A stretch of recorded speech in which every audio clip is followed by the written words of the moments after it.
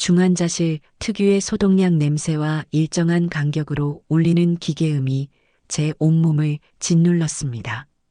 쇳소리가 섞인 남편의 숨소리는 금방이라도 멎을 것처럼 위태로웠어요. 평생을 같이 한 사람의 손을 잡았지만 싸늘한 냉기만이 제 손바닥으로 전해져 올 뿐이었죠. 한때 산이라도 옮길 것처럼 굳건했던 남편의 어깨가 앙상한 뼈대만 남아 하얀 환자복 아래에서 가냘프게 들썩이는 것을 보며 저는 마른 눈물을 삼켰습니다. 우리 부부가 함께 쌓아 올린 세월이 이렇게 허무하게 저물어가는 것 같아 가슴 한구석이 시리게 아려왔어요. 어머니, 잠시 눈이라도 좀 붙이세요. 이러다 어머니까지 쓰러지셔요. 며느리 선영이가 제 어깨를 조심스럽게 감싸며 말했습니다. 착한 아이예요.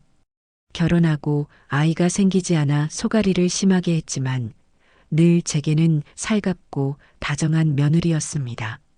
하지만 요즘 들어 선영이의 얼굴에는 짙은 그늘이 드리워져 있었어요.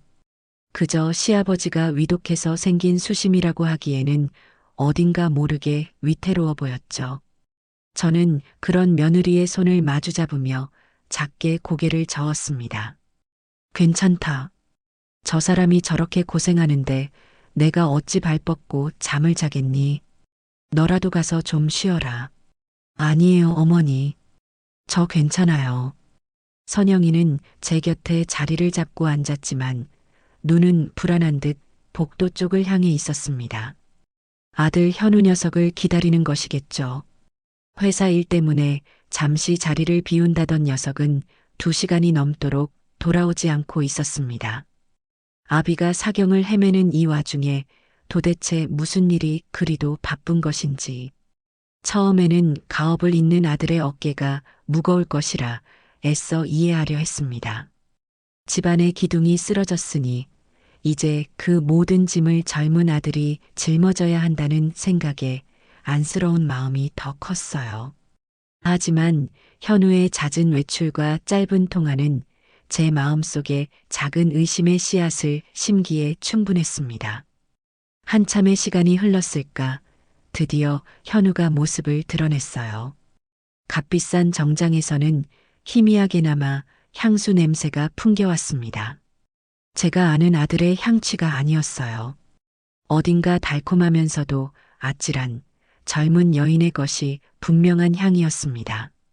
아버지는요? 좀 어떠세요? 현우는 남편의 얼굴을 한번 쓱 쳐다보고는 제게 물었습니다. 그 목소리에는 진정한 걱정보다는 의무적인 질문의 느낌이 더 강하게 묻어났죠. 저는 대답 대신 아들의 얼굴을 찬찬히 뜯어보았습니다. 피곤한 기색이 역력했지만 그 피곤함은 병간호의 고단함과는 종류가 다른 것처럼 보였어요. 똑같아. 의원님도 별다른 말씀이 없으시고 어디 다녀오는 길이냐? 회사에 무슨 큰일이라도 터진 게야? 아, 네. 뭐 좀 처리할 게 있어서요. 신경 쓰실 일 아니에요, 어머니. 녀석은 제 눈을 피하며 황급히 말을 돌렸습니다. 그리고는 주머니에서 휴대폰을 꺼내 무언가를 확인하기 시작했어요. 그 순간 제 눈에 들어온 것이 있었습니다.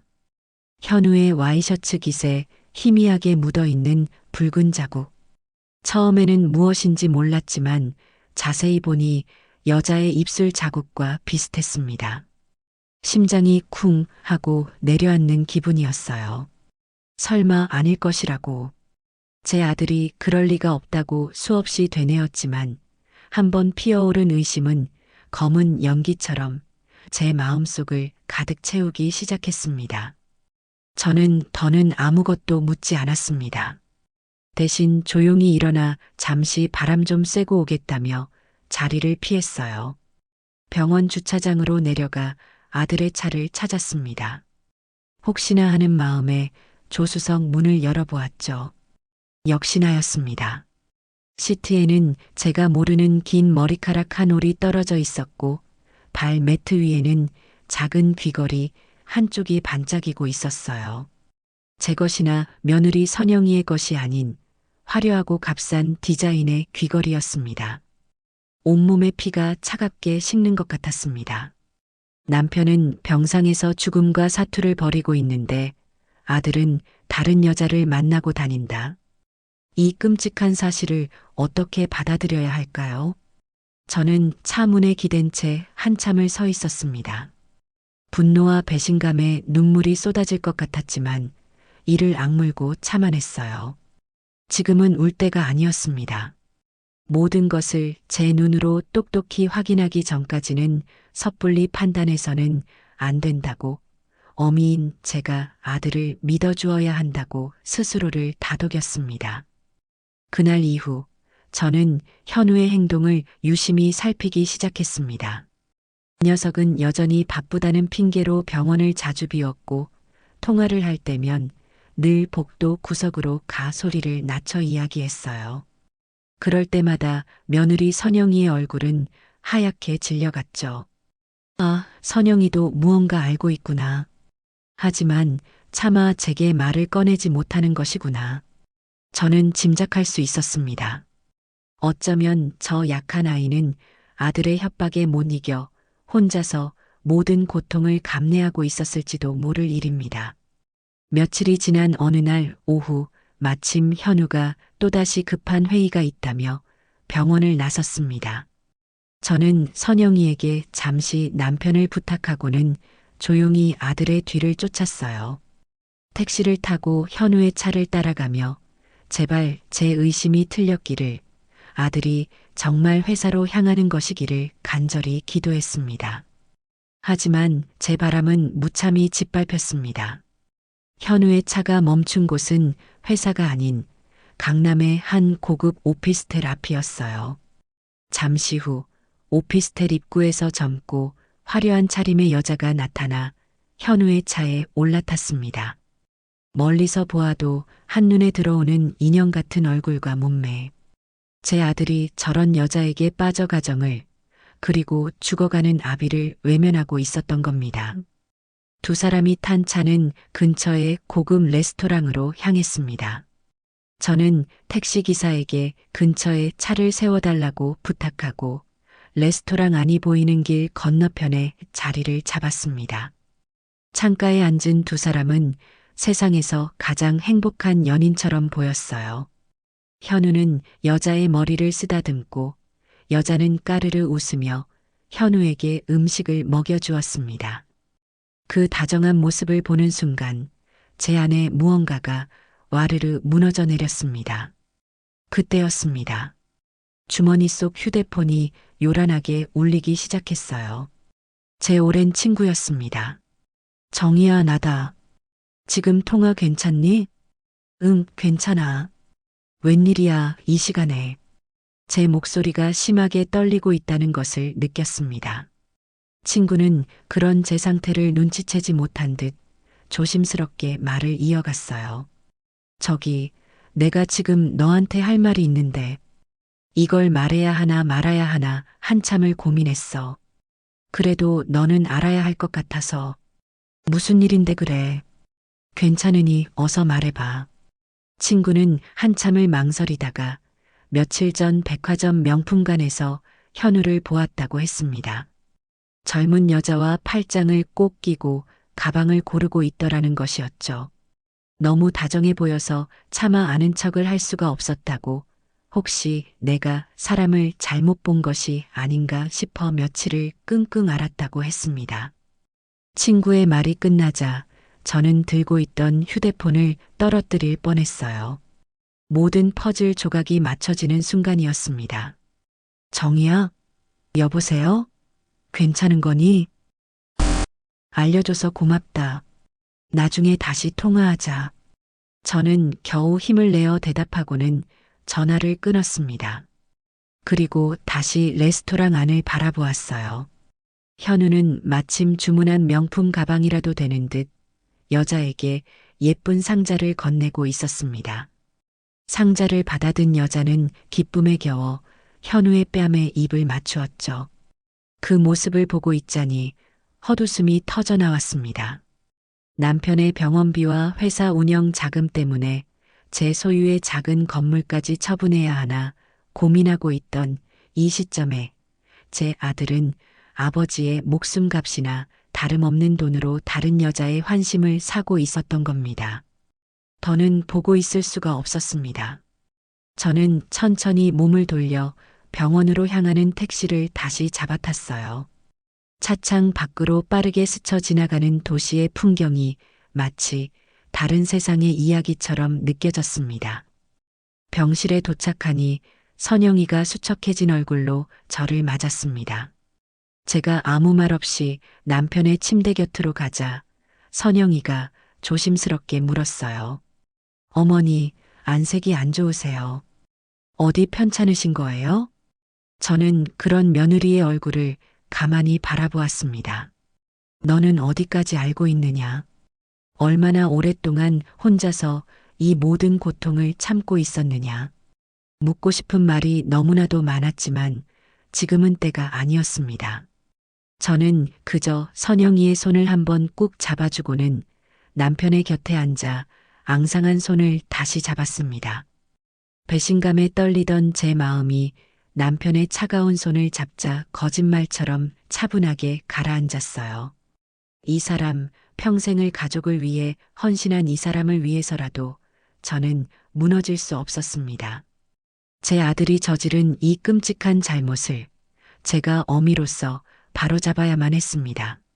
제 손으로 직접 이 지옥 같은 상황을 끝내야 한다고 조용히 그리고 차갑게 결심을 굳혔습니다. 친구와의 통화가 끝나고 병원으로 돌아오는 내내 제 머릿속은 차가운 분노로 들끓었습니다.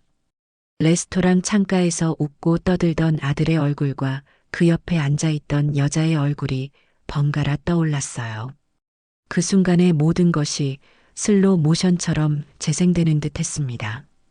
여자의 머리를 쓰다듬던 아들의 손길, 명품 가방을 받고 기뻐하며 입 맞추던 여자의 몸짓까지. 저는 택시 좌석에 몸을 깊게 묻은 채 두 주먹을 꽉 쥐었습니다. 손톱이 손바닥을 파고드는 아픔이 느껴졌지만 심장이 타들어가는 고통에 비하면 아무것도 아니었죠.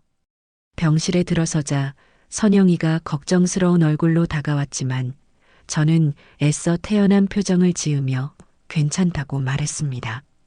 그리고 그날 밤 저는 남편의 오랜 지인이자 보안업체를 운영하는 지인에게 전화를 걸었습니다. 최 사장, 오랜만일세. 나 김정희일세. 형수님, 이게 얼마만입니까? 그런데 이 밤중에 어쩐 일이세요? 혹시 형님 일 때문에 그러십니까? 그것도 그렇지만 자네에게 개인적으로 부탁할 일이 있어서 그랬네. 저는 망설이지 않았습니다. 제 입으로 아들의 뒷조사를 부탁한다는 말이 쉽게 나오지는 않았지만 이 망설임이 더 큰 비극을 불러올 수 있다는 것을 직감했기 때문이에요. 저는 최 사장에게 자초지종을 설명하고 현우와 그 여자의 모든 것을 알아봐 달라고 부탁했습니다. 돈은 얼마가 들어도 좋으니 최대한 빠르고 정확하게. 제 목소리가 얼마나 단호했던지 최 사장은 군말 없이 알겠다고 대답해 주었습니다. 형수님, 아무 걱정 마십시오. 내일 바로 사람 붙이겠습니다. 그 말을 듣고서야 저는 겨우 전화를 끊을 수 있었습니다. 그날 밤 저는 한숨도 자지 못했습니다. 남편의 희미한 숨소리를 들으며 제 아들이 어쩌다 저 지경에 이르렀는지 제가 무엇을 잘못 키운 것인지 밤새도록 자책하고 또 자책했어요. 하지만 후회만 하고 있을 수는 없었습니다. 이제부터는 제가 정신을 똑바로 차려야 했습니다. 이 모든 것을 알면서도 묵인한다면 그것은 어미로서의 직무유기이자 평생을 성실하게 살아온 제 남편에 대한 배신이었으니까요. 이틀 뒤 최 사장에게서 연락이 왔습니다. 결과는 제가 예상했던 것보다 훨씬 더 참담하고 추악했어요. 최 사장이 건넨 서류 봉투에는 현우와 그 여자가 호텔 주차장에서 진하게 입을 맞추는 사진부터 해외 리조트 수영장에서 다정하게 몸을 기댄 채 찍은 사진까지 수십 장이 들어 있었습니다. 여자의 신상도 금방 파악되었죠. 27살의 소셜미디어 인플루언서. 명품과 해외여행, 고급 레스토랑 사진을 올리며 소위 성공한 여성의 삶을 과시하고 있었지만 실장은 현우 같은 남자들에게 기생하여 살아가는 속 빈 강정 같은 여자였습니다. 더 기가 막힌 것은 현우가 그 여자의 환심을 사기 위해 회사 자금에까지 손을 댔다는 사실이었어요. 최 사장이 건넨 자료에는 현우가 법인카드로 결제한 명품 구매 내역과 호텔 숙박비 영수증, 그리고 출처가 불분명한 거액의 현금 인출 내역까지 상세하게 정리되어 있었습니다. 형수님, 이현우 사장이 지난 반년 동안 회사 돈으로 저 여자에게 쓴 돈이 자그마치 3억이 넘습니다. 해외 출장 간다고 하고는 저 여자와 밀월 여행을 다녀온 것도 여러 차례고요. 저는 서류를 쥔 채 손을 부들부들 떨었습니다. 남편이 평생을 피땀 흘려 일군 회사의 돈이 아들의 노름 미천으로 저렇게 허무하게 사라지고 있었던 겁니다. 저는 최 사장에게 고맙다는 인사를 하고 봉투를 가방 깊숙이 넣었습니다.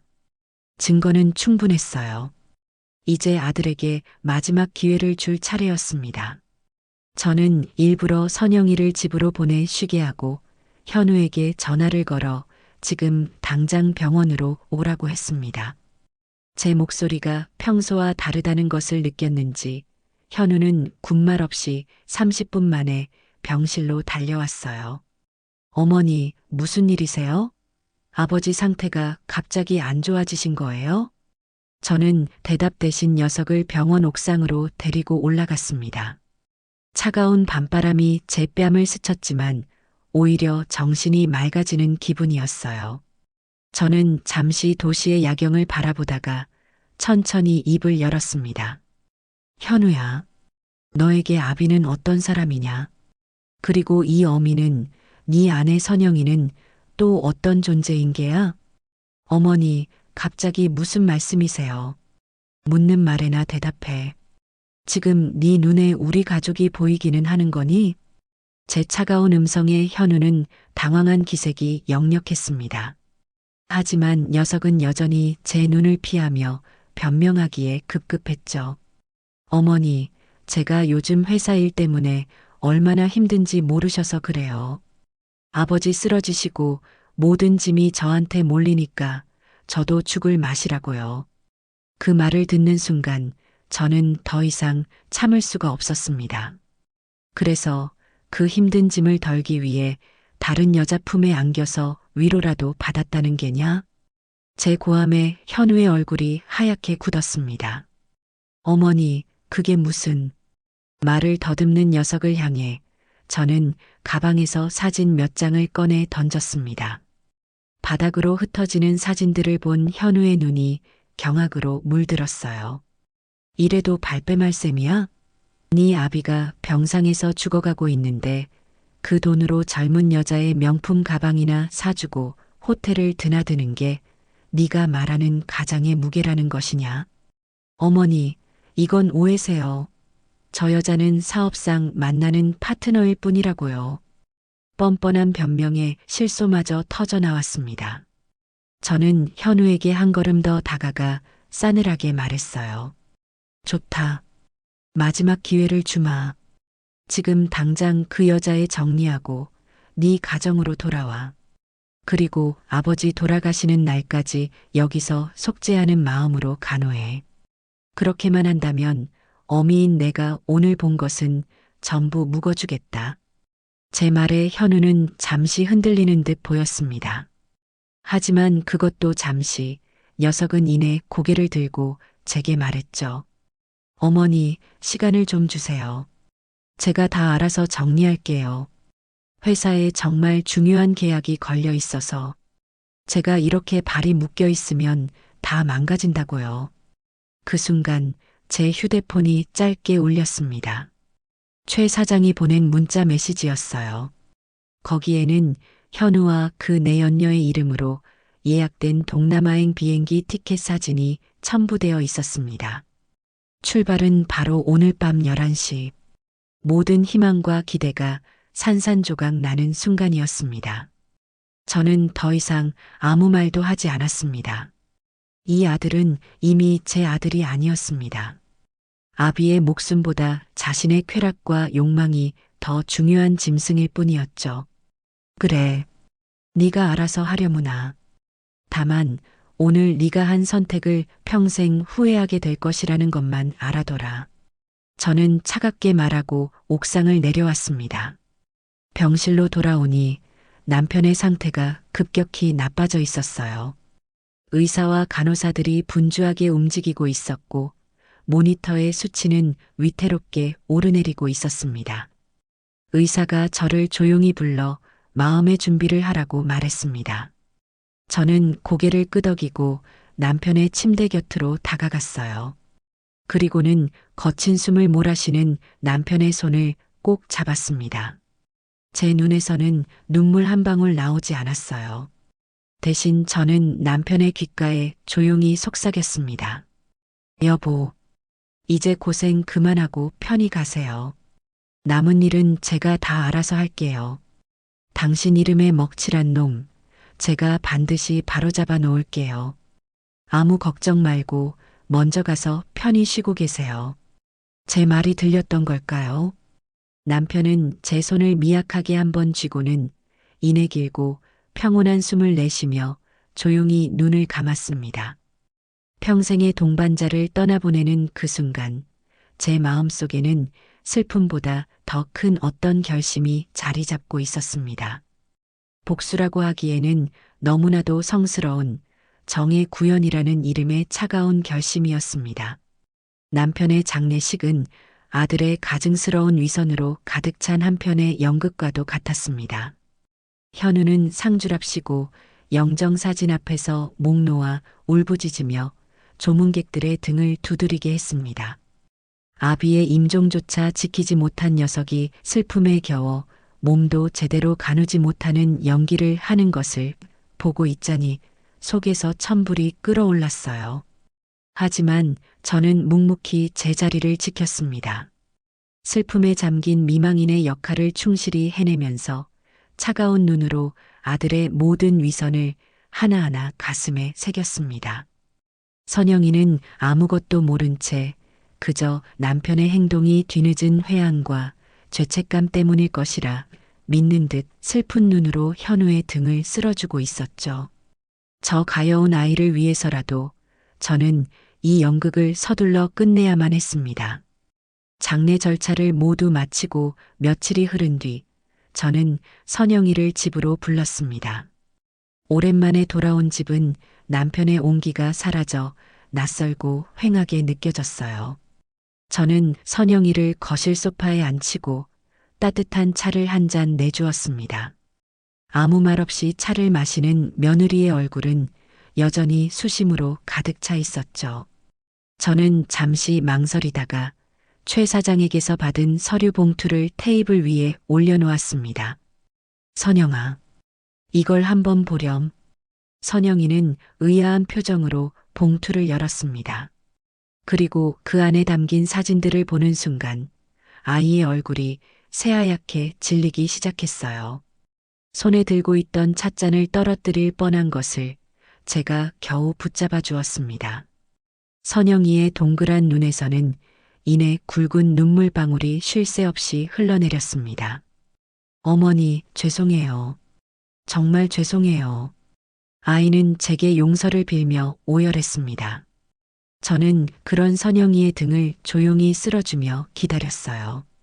한참을 울던 선영이는 겨우 마음을 추스르고는 그동안 있었던 모든 일을 털어놓기 시작했습니다. 현우의 외도는 이미 1년도 더 된 일이라고 했습니다. 처음 그 사실을 알게 되었을 때 선영이는 현우에게 매달리며 제발 가정을 지켜달라고 애원했다고 해요.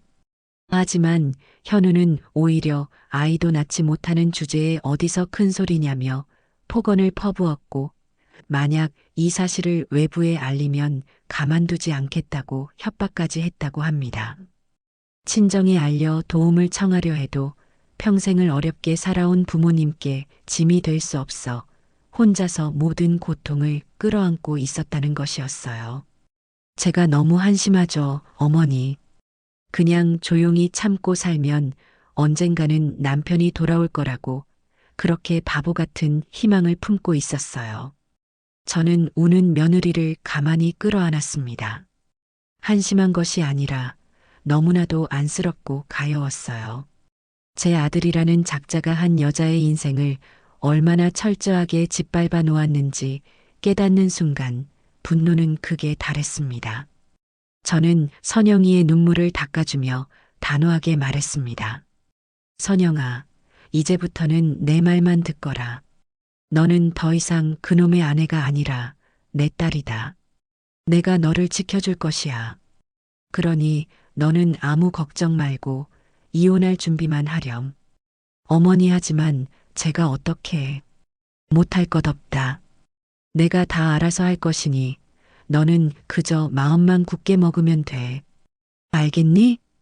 제 단호한 말에 선영이는 잠시 놀란 듯 저를 바라보더니 이내 결심이 선 듯 굳게 고개를 끄덕였습니다. 그제야 제 마음도 조금은 놓이는 것 같았어요.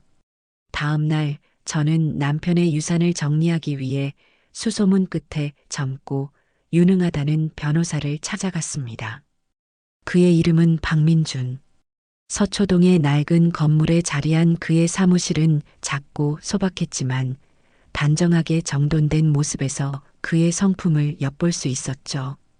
그는 고아 출신이라는 어려운 환경 속에서도 악착같이 공부해 사법고시에 합격한 입지전적인 인물이었습니다. 그래서인지 그는 저처럼 힘없고 억울한 사람들의 사연에 더 깊이 공감하는 듯 보였어요. 어머님, 그동안 마음고생이 정말 심하셨겠습니다. 제 이야기를 모두 들은 박 변호사는 마치 자기 일처럼 분노하며 저를 위로했습니다. 그의 진심 어린 눈빛에서 저는 깊은 신뢰를 느낄 수 있었어요. 저는 그에게 제가 가진 모든 증거를 보여주며 아들 현우를 상대로 한 완벽한 법적 대응을 준비해달라고 요청했습니다. 우선 남편의 유산과 회사 지분을 모두 제 앞으로 돌려 현우의 돈줄을 완벽하게 차단하고 동시에 선영이의 이혼 소송을 준비해서 최대한의 위자료와 재산 분할을 받아낼 수 있도록 해달라고요. 걱정 마십시오, 어머님. 제가 가진 모든 능력을 동원해서 어머님과 며느님의 억울함을 풀어드리겠습니다. 이현우 씨가 저지른 행동은 명백한 유책 사유에 해당하며 회사 자금 횡령은 형사처벌까지 가능한 중범죄입니다. 박 변호사의 확신에 찬 말을 들으니 어지러웠던 머릿속이 명쾌하게 정리되는 기분이었습니다. 그는 즉시 필요한 서류들을 준비하고 법적인 절차들을 하나하나 알기 쉽게 설명해 주었어요. 그의 도움으로 저는 남편 명의의 모든 재산을 합법적으로 이전받는 절차에 착수했습니다.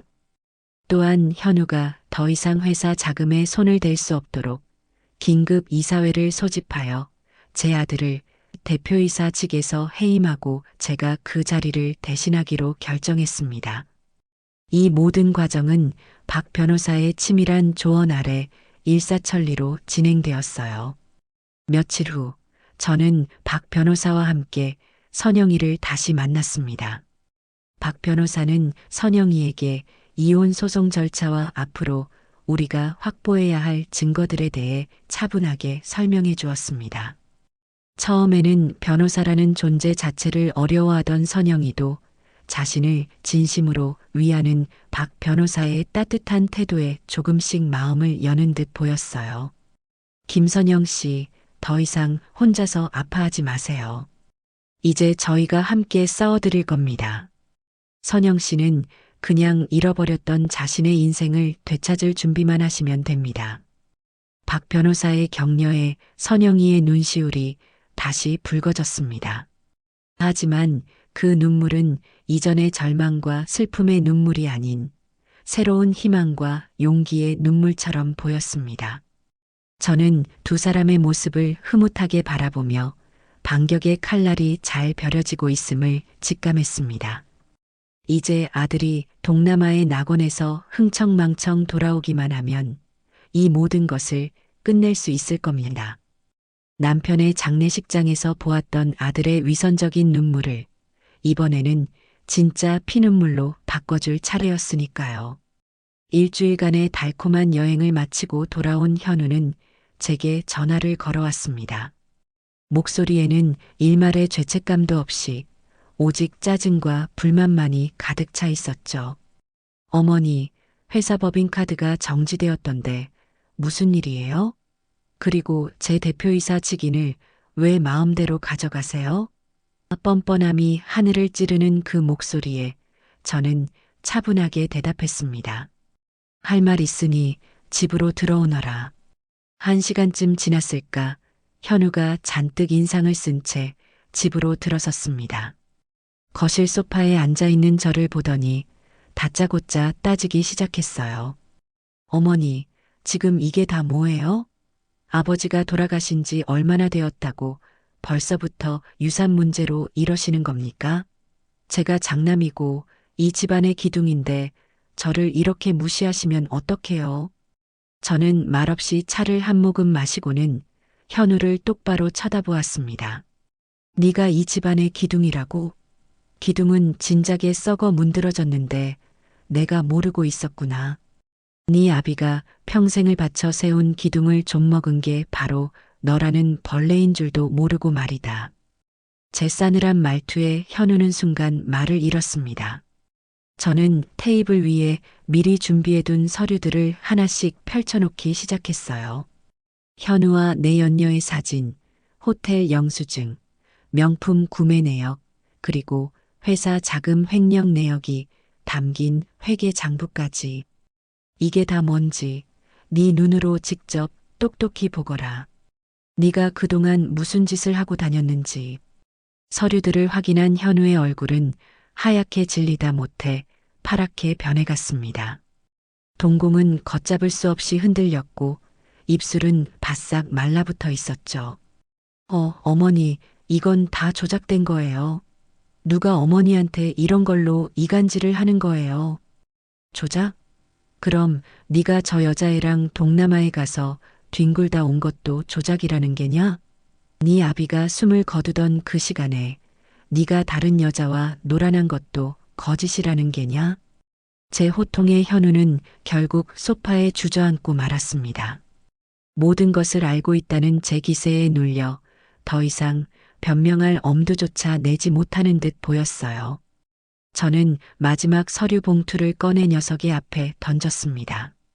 그 안에는 박 변호사가 작성한 이혼 소장과 재산분할 청구서, 그리고 위자료 지급 각서가 들어 있었죠. 선영이와 이혼해라. 그리고 이 서류에 적힌 대로 위자료와 재산을 지급해. 네가 살고 있는 아파트 명의도 선영이 앞으로 돌려놓고 그렇게만 한다면 네가 저지른 횡령죄는 눈 감아주마. 하지만 거부한다면 나는 당장 너를 검찰에 고발할 것이다. 선택은 네 몫이야. 제 말에 현우는 고개를 들고 저를 노려보았습니다. 어머니, 어떻게 저한테 이러실 수가 있어요? 제가 어머니 아들이잖아요. 그 녀석은 이제 동정심에 호소하는 작전을 쓰는 듯 했습니다. 하지만 제 마음은 이미 얼음장처럼 차갑게 식어버린 뒤였어요. 너는 더 이상 내 아들이 아니다. 네 아비의 마지막 길을 외면하고 제 아내를 배신한 순간부터 너는 내 자식이길 포기한 게야. 당장 이 서류에 도장을 찍어. 하지만 현우는 끝까지 버텼습니다. 자신이 뭘 그렇게 잘못했냐며 남들도 다 아는 바람 한 번 피운 것 가지고 너무하는 것 아니냐며 적반하장으로 나왔죠. 결국 저는 말없이 자리에서 일어나 제 방으로 들어갔습니다. 그리고는 박 변호사에게 전화를 걸어 계획대로 진행해달라고 말했어요. 다음 날부터 모든 것이 속전속결로 진행되었습니다. 박 변호사는 즉시 현우를 업무상 횡령 혐의로 검찰에 고발했고 모든 언론사에 이 사실을 알렸습니다. 유명 중소기업 오너 2세, 아버지 병상에 있을 때 회사 돈 빼돌려 내연녀와 해외여행이라는 자극적인 제목의 기사들이 인터넷을 도배하기 시작했어요. 현우의 이름과 그 내연녀의 얼굴, 심지어 그녀가 운영하던 소셜미디어 계정까지 공개되었습니다. 상황이 이렇게 되자 가장 먼저 등을 돌린 것은 내연녀였습니다.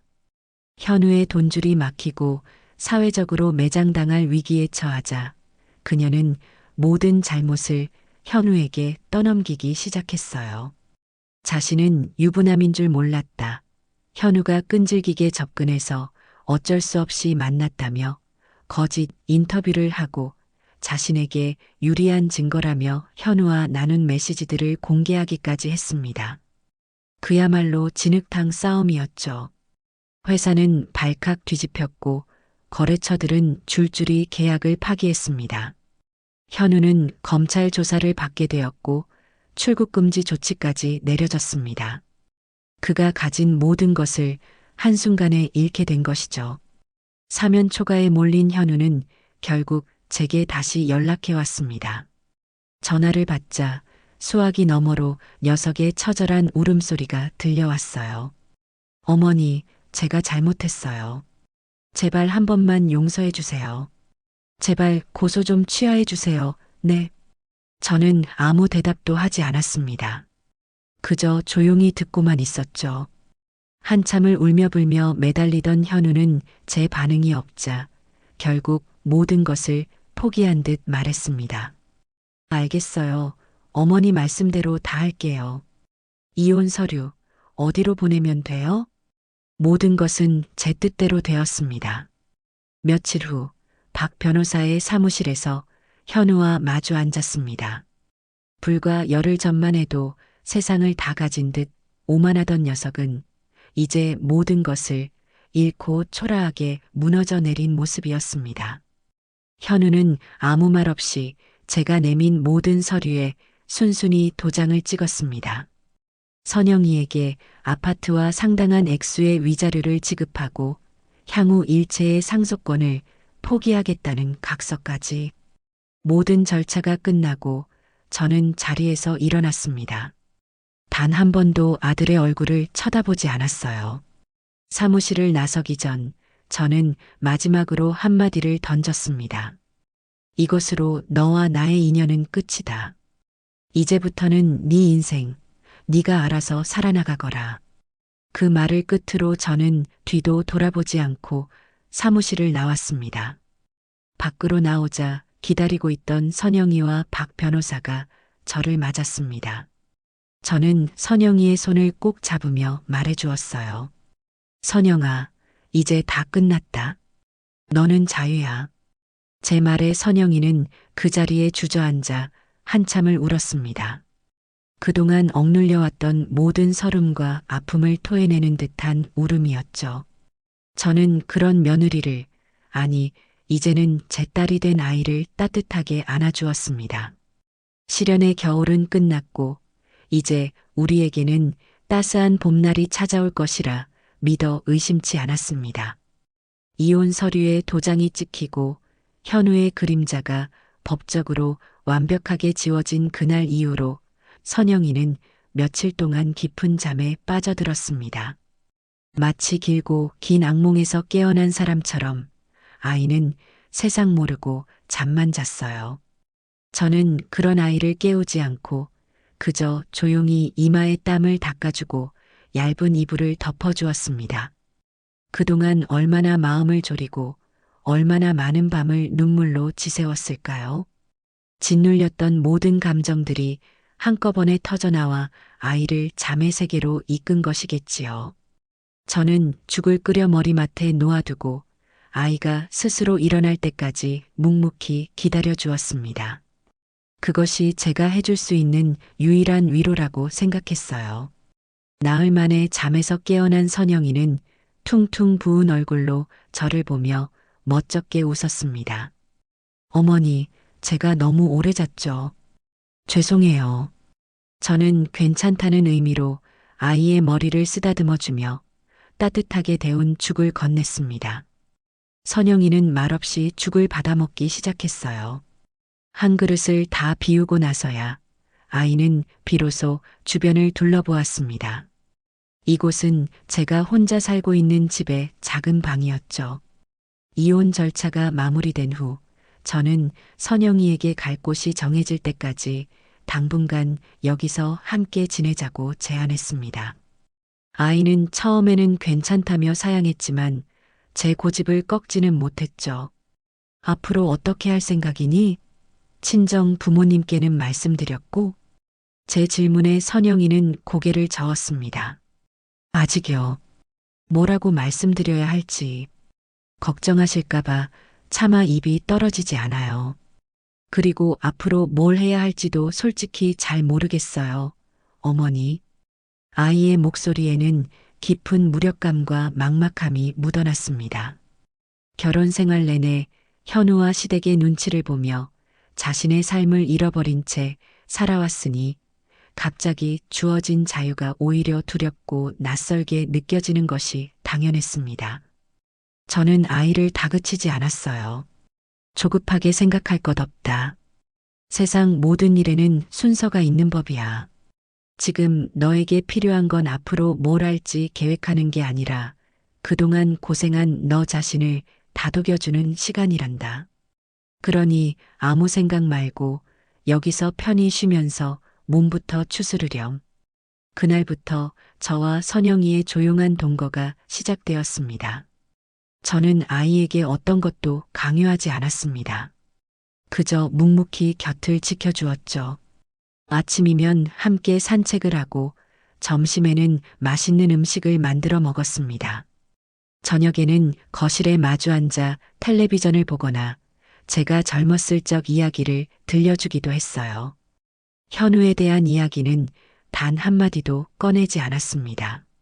마치 처음부터 그런 사람은 세상에 없었다는 듯이 선영이도 더 이상 과거의 일로 눈물 짓지 않았습니다. 아이는 제 옆에서 조금씩 안정을 되찾아갔고 어두웠던 얼굴에도 서서히 옅은 미소가 번지기 시작했어요. 그러던 어느 날 오후 현우와 살던 아파트에 남아있는 선영이의 짐을 정리하러 함께 가게 되었습니다. 이제는 법적으로 완벽한 선영이의 집이 된 곳이었지만 아이는 그곳에 들어서는 것을 무척이나 망설였죠. 현관문을 열자 차갑고 퀴퀴한 공기가 우리를 맞았습니다. 현우가 떠난 후 한 번도 사람의 손길이 닿지 않은 듯 집안은 온통 먼지로 뒤덮여 있었습니다. 우리는 말없이 짐을 정리하기 시작했어요. 선영이가 결혼할 때 해왔던 옷가지와 그릇, 책들을 상자에 담았습니다. 그때 창고 구석에서 먼지를 뒤집어 쓴 낡은 상자 하나를 발견했습니다. 이게 뭐니? 아, 이건. 선영이가 상자를 열자 그 안에는 낡은 제빵 도구들과 손때 묻은 레시피북들이 가득 들어 있었습니다. 결혼 전 작은 케이크 가게를 여는 것이 꿈이었던 아이가 쓰던 물건들이었죠. 선영이는 낡은 레시피북을 펼쳐들고는 한참 동안 말없이 페이지를 넘겼습니다. 삐뚤빼뚤한 글씨로 적어 내려간 레시피들과 그 옆에 그려진 어설픈 케이크 그림들을 보는 아이의 눈빛이 미세하게 흔들리고 있었어요. 그 눈빛 속에서 저는 희미한 그리움과 아쉬움, 그리고 아직 꺼지지 않은 작은 불씨를 보았습니다. 너 이거 배울 때 참 즐거워 보였는데 밤늦게까지 오븐 앞에서 떠날 줄을 모르고 제 말에 선영이는 희미하게 웃으며 대답했습니다. 그랬었죠. 그때는 정말 시간 가는 줄도 몰랐어요. 이걸로 사람들을 행복하게 해주는 게 제 꿈이었는데 다 잊고 살았네요. 아이의 목소리 끝이 살짝 떨리는 것을 저는 놓치지 않았습니다. 집으로 돌아오는 차 안에서 저는 선영이에게 넌지시 물었습니다. 선영아, 다시 시작해보는 건 어떻겠니? 아직 늦지 않았어. 네가 정말 하고 싶은 일이라면 이제는 남 눈치 보지 말고 한번 해보는 거야. 제가 잘할 수 있을까요? 너무 오래 손을 놓아서 다 잊어버렸을 텐데. 해보지도 않고 어떻게 알아? 넘어지면 다시 일어서면 되고 잘 안 되면 다시 배우면 되지. 이 어미가 옆에서 도와줄 테니 걱정 말고 용기를 내보렴. 다음 날 저는 백화점으로 나가 최신형 오븐과 최고급 제빵 도구들을 한 세트 구입했습니다. 그리고는 집으로 배달된 물건들을 선영이 앞에 내밀었죠. 네 새로운 시작을 응원하는 내 선물이다. 선영이는 커다란 오븐을 보며 한참을 망설이는 듯 하더니 이내 제 손을 꼭 잡으며 말했습니다. 어머니, 정말 감사해요. 한번 해볼게요. 그날부터 저희 집 주방은 선영이의 작업실이 되었습니다. 처음에는 모든 것이 서툴렀어요. 계량을 잘못해서 반죽을 망치기 일쑤였고 온도 조절에 실패해서 빵을 태우기도 했습니다. 하지만 아이는 포기하지 않았습니다. 매일 밤늦게까지 인터넷으로 레시피를 찾아보고 제빵 관련 서적들을 독파하며 열정을 불태웠죠. 그리고 얼마 지나지 않아 저희 집은 매일 고소하고 달콤한 빵 냄새로 가득 차기 시작했습니다. 처음으로 제법 그럴듯한 모양의 식빵이 오븐에서 나왔을 때 우리는 마치 어린아이처럼 손뼉을 치며 기뻐했습니다. 그 무렵 박민준 변호사가 저희 집을 종종 찾아오기 시작했습니다. 이혼 절차가 마무리된 후에도 재산 관련 서류 정리가 남았다거나 세금 문제를 확인해야 한다는 그럴듯한 핑계를 대면서요. 저는 그의 속내를 모르는 바 아니었지만 모른 척 반갑게 그를 맞이했습니다. 박 변호사는 올 때마다 선영이가 만든 어설픈 빵과 쿠키들을 세상에서 가장 맛있는 음식인 양 칭찬하며 먹어주었어요. 와, 김선영 씨. 이건 정말 파는 것보다 더 맛있는데요? 혹시 제빵사로 전업하실 생각은 없으세요? 박 변호사의 너스레에 선영이는 얼굴을 붉히며 손사래를 쳤습니다. 아니에요, 변호사님. 아직 한참 멀었어요. 그냥 취미로 하는 건데요. 뭘? 취미로 하시기에는 실력이 너무 아까운데요. 나중에 가게 여시면 제가 1호 손님으로 매일 출근 도장 찍겠습니다. 두 사람이 식탁에 마주 앉아 빵을 먹으며 두런두런 이야기를 나누는 모습을 보고 있자니 제 입가에도 저절로 미소가 번졌습니다. 현우와 함께 있을 때 늘 그늘져 있던 선영이의 얼굴이 박 변호사 앞에서는 편안하고 밝아 보였어요. 박 변호사 역시 마찬가지였습니다. 딱딱한 법률 용어를 말할 때와는 전혀 다른 부드럽고 다정한 눈빛으로 선영이를 바라보고 있었죠. 예의 바르고 반듯하면서도 사람을 편안하게 해주는 매력이 있는 청년이었어요. 어느 주말에는 제가 일부러 밀가루와 설탕 포대를 대량으로 주문했습니다. 그리고는 박 변호사에게 전화를 걸어 허리가 아파서 도저히 옮길 수가 없으니 잠시 와서 도와줄 수 있겠냐고 부탁했죠. 박 변호사는 한달음에 달려왔습니다. 그는 군소리 없이 묵직한 포대들을 창고로 옮겨주었고 그 모습에 선영이는 어쩔 줄 몰라 하며 시원한 음료수를 건넸습니다. 변호사님, 정말 감사해요. 저희 때문에 주말인데 쉬지도 못하시고. 별 말씀을요. 어머님과 선영 씨를 위해서라면 이 정도는 아무것도 아닙니다. 땀을 닦으며 환하게 웃는 박 변호사의 얼굴에서 저는 진심을 읽을 수 있었습니다. 그는 선영이에게 어떤 흑심을 품고 접근하는 것이 아니었어요. 그저 순수하게 아이를 위하고 돕고 싶어 하는 마음이 전부였죠. 두 사람은 창고 정리를 마친 후 나란히 툇마루에 앉아 음료수를 마셨습니다. 석양을 배경으로 조용히 이야기를 나누는 두 사람의 모습이 마치 한 폭의 그림처럼 다정하고 평화로워 보였습니다. 저는 그 모습을 조용히 지켜보며 제 가여운 딸 선영이에게도 드디어 새로운 봄이 찾아오고 있음을 직감했습니다. 과거의 상처를 딛고 아이는 이제 새로운 꿈과 새로운 인연을 향해 조심스럽게 첫 발을 내딛고 있었습니다. 저는 두 사람 사이의 풋풋한 기류를 진작부터 눈치채고 있었습니다. 박 변호사가 저희 집에 오는 횟수가 잦아질수록 선영이의 웃음소리는 더욱 커져만 갔어요. 법률 자문이라는 핑계는 이제 누가 봐도 어색할 정도였죠. 저는 이 착하고 반듯한 두 젊은이가 서로에게 좋은 인연이 될 수 있을 거라는 확신이 들었습니다. 그래서 알게 모르게 두 사람이 함께할 시간을 만들어주기 위해 은근슬쩍 다리를 놓기 시작했어요. 소위 말하는 어머니표 큐피드 역할을 자처한 셈입니다. 어느 날 오후 선영이가 새로 개발한 레몬 케이크를 오븐에서 막 꺼냈을 때 저는 타이밍을 놓치지 않고 박 변호사에게 전화를 걸었습니다. 박 변호사, 혹시 시간 괜찮으면 잠시 들러요. 지난번에 말했던 상속세 관련해서 궁금한 게 있어서 그래. 물론 상속세 문제는 이미 다 해결된 뒤였지만 박 변호사는 제 속내를 눈치챘는지 못 챘는지 기꺼이 오겠다고 대답했습니다. 잠시 후 집에 도착한 박 변호사를 보며 선영이는 살짝 놀란 눈치였지만 이내 갓 구운 케이크와 차를 정성껏 내왔어요. 어머, 변호사님 오셨어요? 마침 케이크를 구웠는데 한번 드셔보세요. 정말입니까? 제가 또 어떻게 타이밍을 이렇게 잘 맞췄네요. 감사합니다, 선영 씨. 박 변호사는 포크로 케이크를 한 입 맛보더니 눈을 동그랗게 뜨고는 감탄사를 연발했습니다.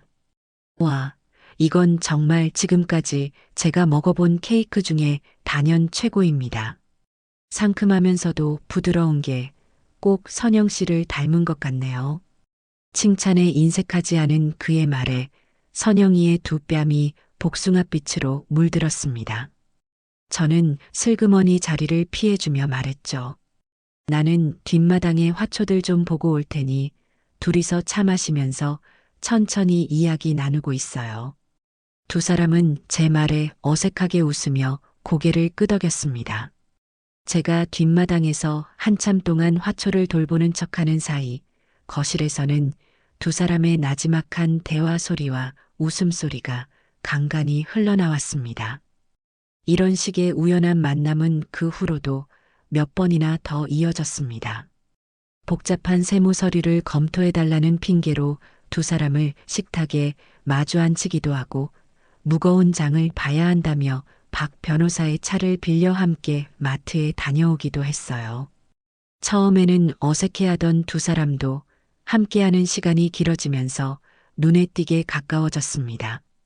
그들은 서로의 어린 시절 이야기부터 각자가 가진 소박한 꿈에 대한 이야기까지 많은 것을 공유하기 시작했어요.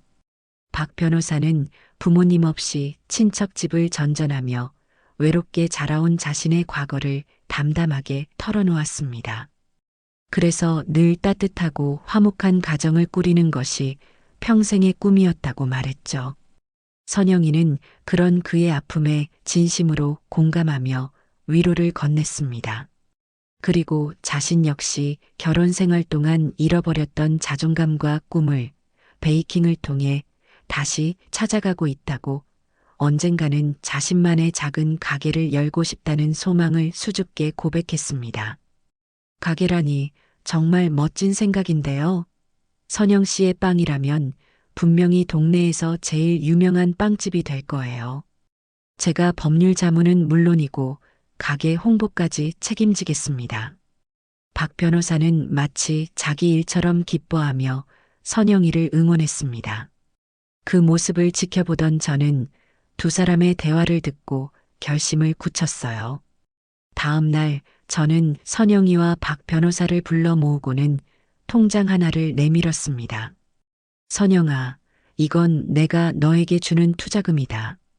네가 가게를 여는데 보태 쓰렴. 대신 조건이 있어. 가게가 성공하면 나중에 원금만 갚고 수익금으로는 너보다 더 어려운 사람들을 돕는 데 쓰는 거야. 할 수 있겠니? 제 갑작스러운 제안에 선영이는 물론이고 박 변호사까지 깜짝 놀라 입을 다물지 못했습니다. 선영이는 눈물을 글썽이며 괜찮다고, 이렇게 큰 돈을 받을 수 없다고 손사래를 쳤지만 저는 단호했습니다. 이건 내 딸의 꿈을 위한 투자야. 그러니 사양하지 말고 받아. 그리고 박 변호사는 우리 선영이 가게 여는 거 옆에서 잘 좀 도와줘요. 상가 계약부터 인테리어까지 법적으로나 실무적으로나 알아볼 게 많을 테니까. 제 말에 박 변호사는 듬직하게 대답했습니다. 어머님, 걱정 마십시오. 제가 모든 걸 걸고 선영 씨의 꿈이 이루어질 수 있도록 최선을 다해 돕겠습니다. 그날 이후 두 사람은 본격적으로 함께 카페 창업을 준비하기 시작했습니다. 주말이면 서울 근교의 상가들을 보러 다니고 저녁이면 머리를 맞대고 인테리어 시안을 고민했습니다. 함께 발품을 팔고 의견을 나누는 과정에서 두 사람의 감정은 더욱 깊어졌죠. 이제는 서로를 바라보는 눈빛에서 존중과 신뢰를 넘어선 따뜻한 애정이 느껴졌습니다. 그리고 마침내 아담하고 햇살이 잘 드는 완벽한 가게 자리를 계약한 그날 저녁, 박 변호사가 사뭇 진지한 얼굴로 저를 찾아왔습니다. 그는 제 앞에 조용히 무릎을 꿇고는 떨리는 목소리로 입을 열었어요. 어머님, 드릴 말씀이 있습니다. 무슨 일인데 이렇게 무릎까지 꿇고 그러나. 어서 일어나게. 아닙니다. 이 말씀은 꼭 이렇게 드려야 할 것 같습니다. 박 변호사는 깊게 숨을 한번 들이쉬고는 제 눈을 똑바로 바라보며 말했습니다. 어머님, 제가 감히 선영 씨를 마음에 품어도 되겠습니까? 부모 없이 자라 따뜻한 가정이 어떤 것인지 모르고 살았습니다. 어머님과 선영 씨를 보며 처음으로 가족의 온기를 느꼈습니다. 부족한 저이지만 선영 씨가 다시는 상처받지 않도록 세상에서 가장 행복한 여자로 만들어주고 싶습니다. 제가 평생 선영 씨를 아끼고 지켜줄 수 있도록 허락해 주십시오. 그의 눈에는 한치의 거짓도 없는 진심이 가득 담겨 있었습니다. 고아로 자라온 그의 외로움과 따뜻한 가정을 향한 그의 간절한 열망이 제 가슴에 고스란히 전해져 왔어요. 저는 그의 두 손을 따뜻하게 잡아주며 말했습니다. 박 변호사, 아니, 이제는 민준이라고 불러도 되겠지? 자네의 그 마음, 내가 모를 리 없네. 우리 선영이 아픔이 많은 아이야. 그런 선영이의 상처까지 보듬어주고 진심으로 아껴줄 수 있는 사람이라면 나는 더 바랄 게 없다네. 우리 선영이를 그리고 나의 딸을 자네에게 부탁하네. 제 허락에 민준 씨의 눈시울이 붉어졌습니다. 그는 제게 큰 절을 올리며 몇 번이고 감사하다고 말했습니다. 그날 밤 저희 세 사람은 함께 조촐한 축하 파티를 열었습니다. 선영이는 모든 상황을 알고 있었는지 붉어진 얼굴로 행복한 미소를 감추지 못했죠. 저는 두 사람의 모습을 흐뭇하게 바라보며 세상을 떠난 남편을 떠올렸습니다. 여보, 당신도 하늘에서 보고 있지요? 우리에게 이렇게 좋은 아들이 새로 생겼답니다. 당신도 분명 기뻐할 거예요. 선영이의 작은 카페는 정의의 보금자리라는 이름으로 동네 어귀에 문을 열었습니다. 제 이름을 따서 지은 그 이름처럼 카페는 오가는 사람들에게 따뜻하고 아늑한 쉼터가 되어 주었어요. 선영이가 매일 아침 정성껏 구워내는 빵과 케이크는 금세 입소문이 났고 가게는 언제나 고소한 빵 냄새와 사람들의 기분 좋은 웃음소리로 가득 찼습니다. 앞치마를 두르고 손님들을 맞이하는 선영이의 얼굴에서는 과거의 그늘을 찾아볼 수 없었어요. 아이는 자신의 힘으로 일어서서 사람들에게 행복을 나눠주는 일을 통해 비로소 완전한 기쁨과 자신감을 되찾은 듯 보였습니다. 민준 씨는 그런 선영이의 곁을 든든하게 지켜주었습니다. 바쁜 변호사 업무에도 불구하고 그는 매일 저녁 가게 마감을 돕기 위해 들렀고 주말이면 함께 새로운 메뉴를 개발하거나 가게 홍보 전단지를 돌리기도 했어요. 두 사람은 연인이라기보다는 함께 미래를 만들어 나가는 동지처럼 보였습니다. 서로를 존중하고 아끼는 그 모습이 어찌나 예뻐 보이던지 저는 두 사람을 볼 때마다 입가에서 미소가 떠나질 않았습니다. 저 또한 소일거리 사마 가게에 나가 카운터를 보거나 서빙을 도우며 제2의 인생을 사는 듯한 활기를 느꼈죠. 모든 것이 평화롭고 행복하게만 흘러가던 어느 비 오는 날 오후였습니다. 그날따라 손님이 뜸한 가게 안에서 저희 세 사람은 창밖을 보며 조용히 차를 마시고 있었어요. 그때였습니다. 가게 문에 달린 작은 종이 딸랑 하고 울리며 누군가가 들어섰습니다. 흠뻑 젖은 채 고개를 푹 숙이고 들어선 남자의 모습에 저는 순간 제 눈을 의심했습니다. 남루한 행색, 덥수룩하게 자란 수염, 퀭한 눈. 제 아들 현우였습니다. 현우의 등장에 가게 안에 공기는 순간 얼어붙었습니다. 선영이는 들고 있던 찻잔을 놓칠 뻔했고 민준 씨는 즉시 자리에서 일어나 선영이의 앞을 막아서듯 섰습니다. 현우는 한참 동안 아무 말 없이 마치 다른 사람이 된 것처럼 자신감 넘치고 행복해 보이는 선영이의 모습을 멍하니 바라보았습니다. 그의 눈빛에는 후회와 그리움, 그리고 비참한 질투심이 뒤섞여 있었어요. 선영아.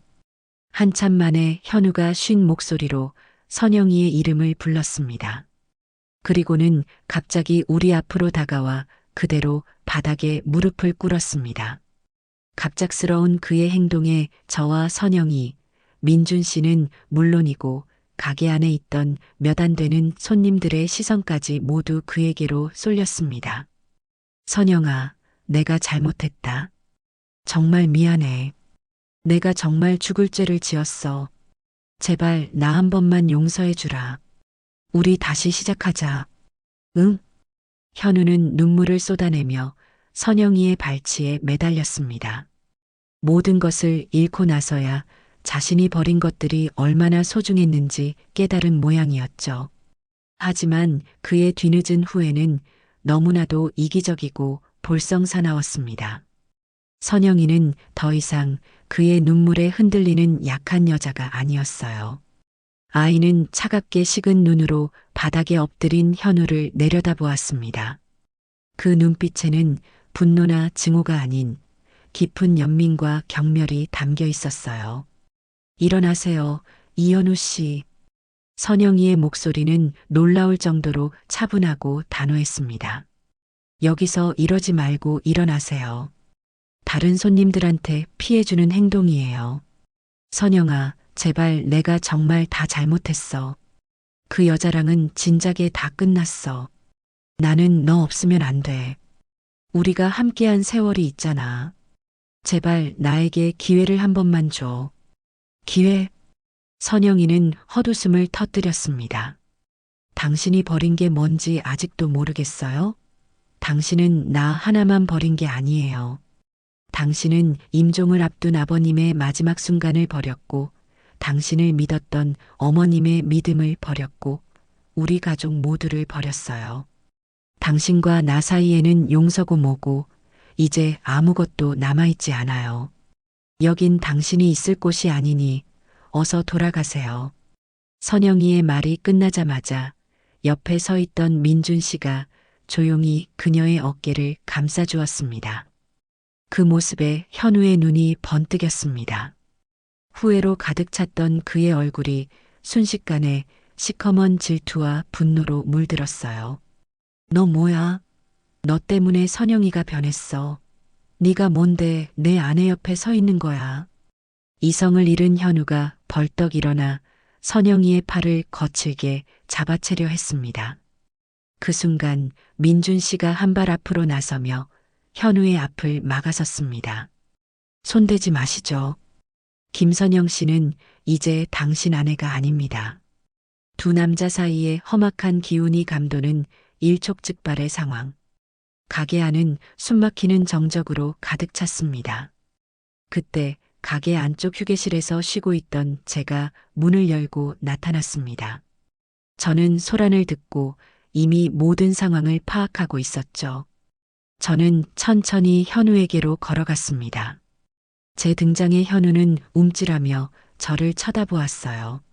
저는 그의 뺨을 올려다보며 크지 않지만 얼음처럼 차가운 목소리로 말했습니다. 내 딸 가게에서 지금 무슨 짓이냐? 제 목소리는 조용했지만 그 안에는 강철 같은 분노가 담겨 있었습니다. 내가 분명히 말했을 텐데. 다시 한번 내 아이들 앞에 나타나면 그때는 정말 너를 자식으로 생각하지 않을 거라고. 내 말이 우습게 들렸나 보구나. 어머니 저는 그냥 선영이한테 용서를 빌려고. 닥치거라. 네 더러운 입으로 내 딸의 이름을 함부로 올리지 마. 네가 빌어야 할 용서는 저 아이에게가 아니라 하늘에 계신 네 아비에게 빌어야 할 것이다. 썩 꺼지지 못해. 제 섯을 펄은 기세에 현우는 결국 아무 말도 하지 못하고 뒷걸음질 쳤습니다. 가게 안에 있던 모든 사람들이 숨을 죽인 채 우리를 지켜보고 있었죠. 저는 녀석을 가게 문 밖까지 노려보며 마지막 경고를 날렸습니다. 다음에 또다시 내 눈에 띄면 그때는 내가 네 남은 인생마저 완전히 망가뜨려 버릴 것이다. 명심해. 완전히 기가 꺾인 현우는 비에 젖은 생쥐꼴이 되어 비틀거리며 빗속으로 사라졌습니다. 저는 녀석의 비참한 뒷모습이 완전히 보이지 않을 때까지 차가운 눈으로 지켜보았습니다. 과거의 망령은 그렇게 완전히 떠나갔습니다. 제가 가게 안으로 돌아오자 선영이와 민준 씨가 걱정스러운 얼굴로 저를 바라보았습니다. 저는 언제 그랬냐는 듯 부드러운 미소를 지으며 두 사람의 손을 잡아주었어요. 괜찮다. 다 괜찮아. 이제 정말로 다 끝났어. 자, 어서 가게 문 닫고 다 같이 따뜻한 저녁이나 먹으러 가자꾸나. 제 말에 선영이의 눈에 다시금 눈물이 고였습니다. 하지만 그것은 슬픔의 눈물이 아닌 안도와 감사의 눈물이었죠. 우리는 서로를 의지하며 가게를 나섰습니다. 비는 어느새 그쳐 있었고 먹구름 사이로 희미한 저녁 노을이 비치고 있었습니다. 과거의 그림자를 완전히 걷어낸 우리 앞에는 이제 따뜻하고 찬란한 날들만이 펼쳐질 것이라 믿었습니다. 현우가 남긴 상처의 마지막 흔적이 빗물에 씻겨 내려간 후 우리의 시간은 비로소 온전한 평온 속에서 흐르기 시작했습니다. 계절은 소리 없이 옷을 갈아입었고 카페 앞 가로수는 연두빛 새싹을 틔웠다가 짙은 녹음으로 물들고 이내 울긋불긋한 빛으로 타오르다 앙상한 가지만을 남기기를 두어 번 반복했습니다. 그 시간 동안 선영이와 민준 씨의 사랑은 조용하지만 단단하게 뿌리를 내렸어요. 두 사람은 더 이상 과거의 아픔에 얽매이지 않았습니다. 대신 서로의 오늘을 보듬고 함께할 내일을 그리며 하루하루를 충실하게 살아냈죠. 저는 그저 두 아이가 만들어내는 따스한 풍경을 지켜보는 것만으로도 충분히 행복했습니다. 제 인생에 이보다 더한 평화가 있었을까 싶을 정도였어요. 어느덧 두 사람이 만난 지 3년째가 되던 해의 가을이었습니다. 추석을 며칠 앞둔 날 우리는 다 함께 거실에 모여 앉아 송편을 빚고 있었어요. 하얀 쌀 반죽에 깨와 꿀을 채워 넣는 선영이의 손길은 야무졌고 그 옆에서 어설픈 솜씨로 송편을 빚는 민준 씨의 모습은 연신 웃음을 자아냈습니다. 못생긴 송편을 빚으면 못생긴 딸을 낳는다는 제 놀림에 민준 씨는 일부러 더 투박하고 커다란 송편을 빚으며 너스레를 떨었죠. 저는 선영 씨만 닮은 예쁜 딸 낳을 거라 괜찮습니다. 그 말에 선영이는 쑥스러운 듯 민준 씨의 옆구리를 쿡 찔렀고 저는 두 아이의 풋풋한 모습에 소리내어 웃었습니다. 명절이라는 것이 이렇게나 따뜻하고 정겨운 것이었는지 저는 까맣게 잊고 살았습니다. 남편이 살아있을 때도 현우네와 함께 보냈던 그 어떤 명절도 지금처럼 충만하고 행복하지는 않았어요. 그날 밤 선영이가 잠든 것을 확인하고 저는 마당에서 달을 보고 있던 민준 씨에게 다가갔습니다. 민준아, 춥지 않으냐? 어서 들어가서 자거라. 제 말에 민준 씨는 뒤를 돌아보며 부드럽게 미소 지었습니다. 어머님, 잠시만요. 달이 참 밝아서요. 우리는 나란히 툇마루에 앉아 한참 동안 말없이 밤하늘을 올려다보았습니다. 보름이 가까워진 달은 온 세상을 은은하게 비추고 있었죠. 정적을 깬 것은 저였습니다. 너는 우리 선영이와 앞으로 어떻게 할 생각이니? 평생 그렇게 연애만 할 셈은 아닐 테지. 제 질문은 꽤나 직접적이었지만 이제는 물어야 할 때라고 생각했습니다. 민준 씨는 제 질문을 예상했다는 듯 조금도 당황하지 않고 차분하게 대답했어요. 어머님, 사실은 오래전부터 선영 씨에게 제 마음을 전하고 싶었습니다. 제 아내가 되어달라고, 제 가족이 되어달라고 청혼하고 싶었어요. 그의 목소리는 진지했습니다. 하지만 망설였습니다. 선영 씨에게는 시간이 더 필요할 거라고 생각했어요. 과거의 상처가 너무 깊어서 결혼이라는 제도가 또다시 그 사람을 힘들게 할 수도 있겠다는 두려움이 앞섰습니다. 선영 씨가 온전히 행복해질 준비가 되었을 때, 그때 말하고 싶었어요. 저는 그런 그의 속 깊은 마음에 또 한 번 가슴이 뭉클해졌습니다. 제 아들이었어야 할 사람이 바로 이런 사내였어야 했는데, 저는 그의 손을 가만히 잡으며 말해주었습니다. 선영이는 이미 다 준비가 되었어. 그 아이가 과거의 상처를 이겨내고 지금처럼 밝게 웃을 수 있는 건 모두 자네 덕분이야. 자네가 옆에서 묵묵히 믿어주고 기다려주었기 때문이지. 이제는 자네의 용기만 필요한 때일세. 더 이상 망설이지 말고 자네의 진심을 보여주렴. 제 눈을 가만히 바라보던 민준 씨의 눈빛이 결심으로 단단해지는 것을 볼 수 있었습니다. 그는 제게 깊이 고개를 숙이며 말했습니다. 어머님, 감사합니다. 용기를 주셔서 정말 감사합니다. 며칠 뒤 민준 씨는 제게 아주 특별하고 비밀스러운 계획을 털어놓았습니다. 선영이만을 위한 청혼을 준비하고 싶다는 것이었죠. 저는 기꺼이 그의 계획에 동참하기로 했습니다. 우리는 마치 첩보 영화라도 찍는 사람들처럼 선영이 몰래 약속 장소를 정하고 필요한 소품들을 준비하며 완벽한 하루를 계획했습니다. 청혼의 날로 정해진 그날 저녁, 저는 계획대로 선영이에게 트집을 잡기 시작했습니다. 선영아, 가게에 새로 들여놓을 원두가 있는데 아는 분이 샘플을 좀 보내주셨거든. 오늘 아니면 맛을 못 본다는데 같이 가서 좀 보고 오자. 제 어설픈 연기에도 착한 선영이는 아무런 의심 없이 저를 따라 나섰습니다. 우리가 차를 타고 떠나자마자 민준 씨와 그의 든든한 지원군들이 카페 안으로 들어섰습니다. 일부러 먼 길을 돌아 약속 장소에 도착한 뒤 저는 또다시 핑계를 댔습니다. 어머나, 내가 정신 좀 봐. 오늘 마감 정산하는 걸 깜빡하고 그냥 나왔네. 어쩌지?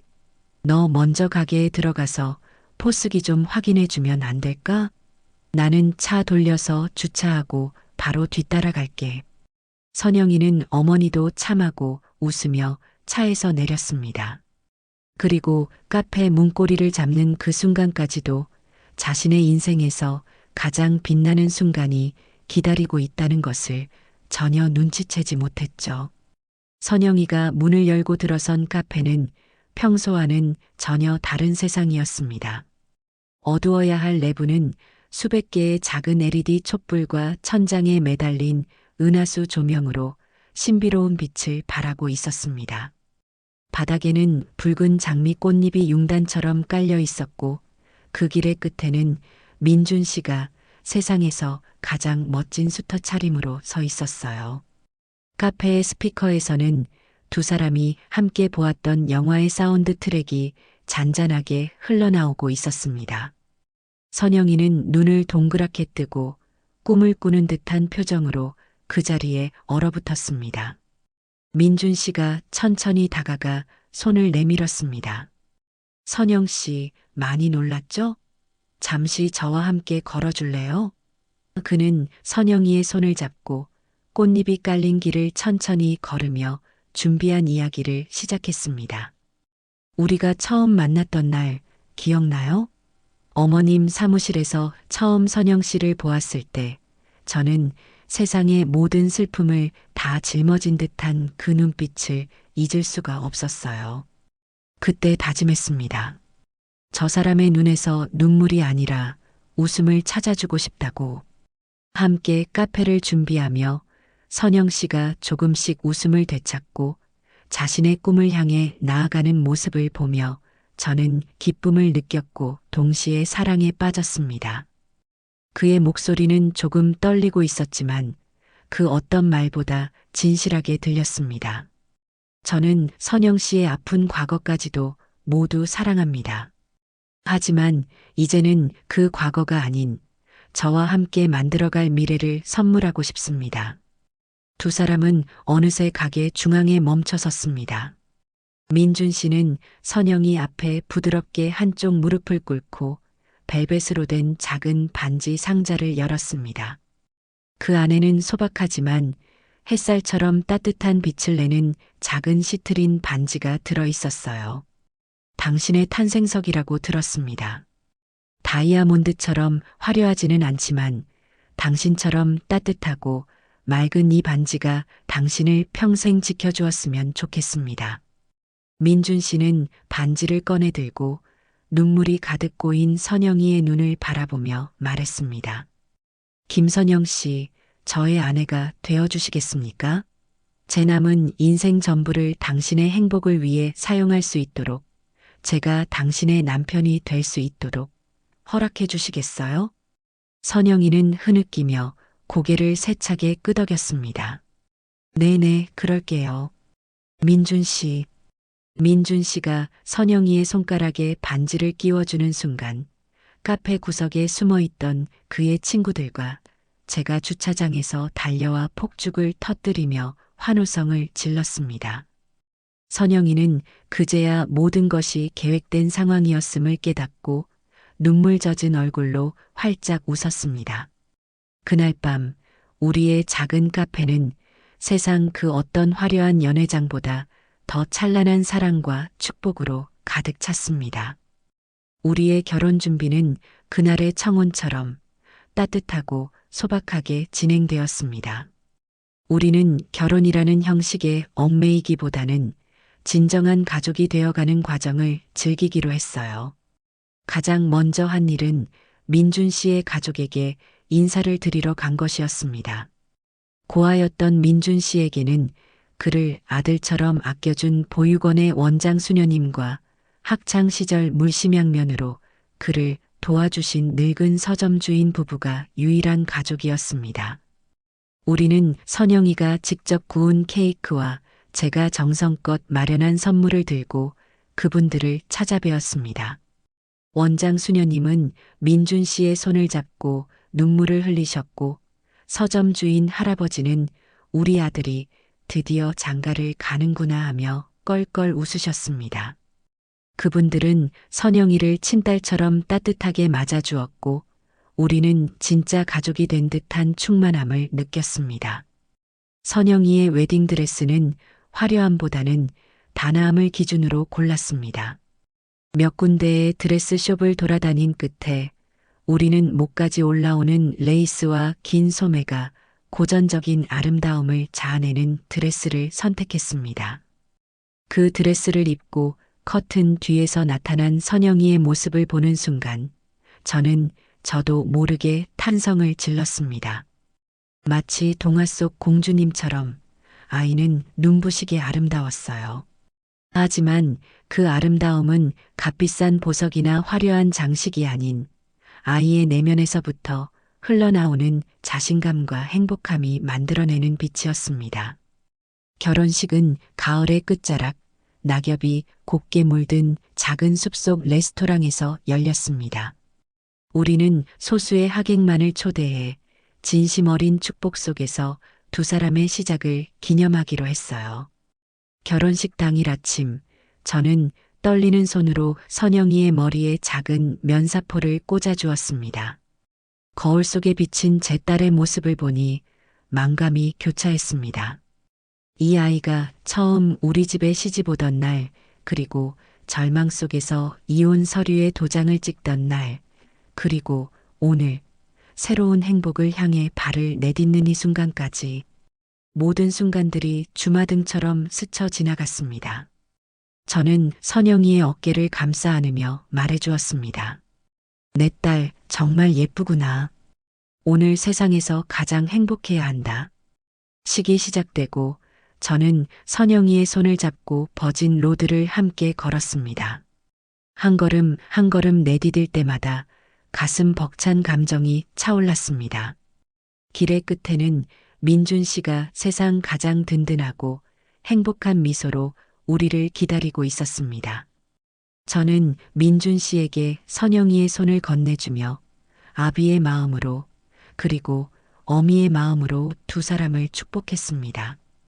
두 사람은 서로를 위해 밤새 고민하며 쓴 혼인 서약서를 낭독했고 그들의 진심 어린 약속에 하객들은 눈시울을 붉혔습니다. 반지를 교환하고 축복의 입맞춤을 하는 두 사람의 모습을 보며 저는 더 이상 신랑 측 혼주석에도 신부 측 혼주석에도 속하지 않은 채 그저 우리 가족의 탄생을 지켜보는 증인이 되었습니다. 식이 끝나고 사진사가 우리 세 사람을 불렀습니다. 활짝 웃는 두 아이가 제 양옆에 꼭 붙어 팔짱을 꼈습니다. 카메라 플래시가 터지는 순간 저는 깨달았습니다. 진정한 가족이란 혈연으로 맺어지는 것이 아니라 시련을 함께 이겨내고 서로의 상처를 보듬어주는 사랑으로 완성된다는 것을 그날 찍은 사진 속에서 우리는 세상 가장 완벽한 세 식구의 모습으로 환하게 웃고 있었습니다. 시간은 고요한 강물처럼 그러나 꽤나 빠른 속도로 흘러갔습니다. 두 아이의 결혼 생활은 꿀처럼 달콤했고 우리 가족의 일상은 더없이 평화로웠습니다. 결혼한 지 3년이라는 시간이 흐르는 동안 정의의 보금자리는 동네의 명물을 넘어 먼 곳에서도 찾아오는 유명 빵집이 되었습니다. 선영이는 이제 한 기업의 대표로서 민준 씨는 그런 아내를 외조하는 든든한 남편으로서 각자의 자리에서 빛나고 있었죠. 저는 두 아이가 일구어낸 행복의 울타리 안에서 무료하지만 평온한 노년을 보내고 있었습니다. 현우의 이름은 이제 제 기억 속에서 거의 지워져 있었습니다. 가끔 아주 희미하게 떠오를 때도 있었지만 그것은 분노나 원망이 아닌 그저 옅은 안개 같은 아련함에 가까웠습니다. 그 아이도 어딘가에서 자신의 삶을 살아가고 있겠거니 그렇게 생각할 뿐이었어요. 그러던 어느 해 겨울의 초입 유난히 찬 바람이 불던 날이었습니다. 우체부가 놓고 간 우편물 더미 속에서 유독 낯선 편지 봉투 하나가 제 눈에 띄었습니다. 발신인의 주소도 이름도 없이 그저 제 이름과 주소만이 서툰 글씨체로 적혀 있었죠. 혹시나 잘못 배달된 편지인가 싶어 무심코 봉투를 뜯었습니다. 그리고 그 안에 들어있는 편지지를 펼쳐 첫 줄을 읽는 순간 제 심장은 그대로 멎는 듯 했습니다. 어머니, 불효자식 현우입니다. 온몸의 피가 차갑게 식는 것 같았어요. 당장이라도 편지를 찢어버리고 싶었지만 무언가에 이끌린 듯 저는 떨리는 손으로 편지를 끝까지 읽어 내려갔습니다. 그것은 길고 긴 참회의 기록이자 한 인간이 나락으로 떨어진 후 보낸 처절한 시간의 고백이었습니다. 편지의 시작은 저와 선영이에게 쫓겨난 그날 밤의 이야기였습니다.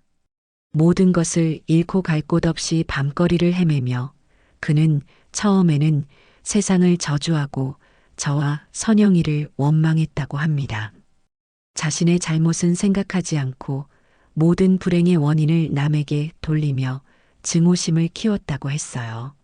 하지만 수중에 돈이 떨어지고 그를 반겨주는 사람이 아무도 없다는 냉혹한 현실과 마주하게 되면서 비로소 그는 자신의 비참한 현실을 직시하게 되었다고 합니다.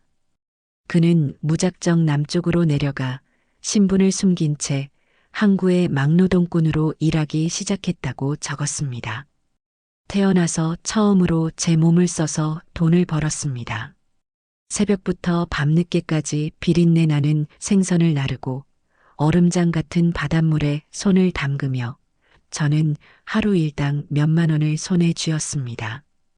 그 돈으로 냄새나는 쪽방에서 컵라면 하나를 끓여 먹으며 제가 그동안 얼마나 분수에 맞지 않는 삶을 살아왔는지, 얼마나 많은 사람들의 피와 땀을 우습게 여겼는지 뼈저리게 깨달았습니다. 아버지께서 평생을 바쳐 이룩하신 회사가, 그리고 어머니께서 평생을 지켜온 가정이 제게는 그저 당연한 것이었습니다. 그 모든 것이 얼마나 위대하고 소중한 것이었는지 저는 다 잃고 나서야 바보처럼 알게 되었습니다. 그는 지난 몇 년간 공사판과 공장을 전전하며 자신이 횡령했던 돈을 갚기 위해 닥치는 대로 일했다고 했습니다. 잠잘 시간을 쪼개가며 일에 매달렸고 그렇게 모은 돈을 익명으로 회사에 조금씩 갚아나가고 있다고 했어요. 그 과정에서 그는 비로소 한 인간으로서 살아가는 법을 배우고 있다고, 그리고 자신이 선영이에게 얼마나 잔인하고 씻을 수 없는 상처를 주었는지 매일 밤 후회하며 눈물을 흘린다고 적혀 있었습니다. 저는 용서를 구할 자격조차 없는 놈입니다.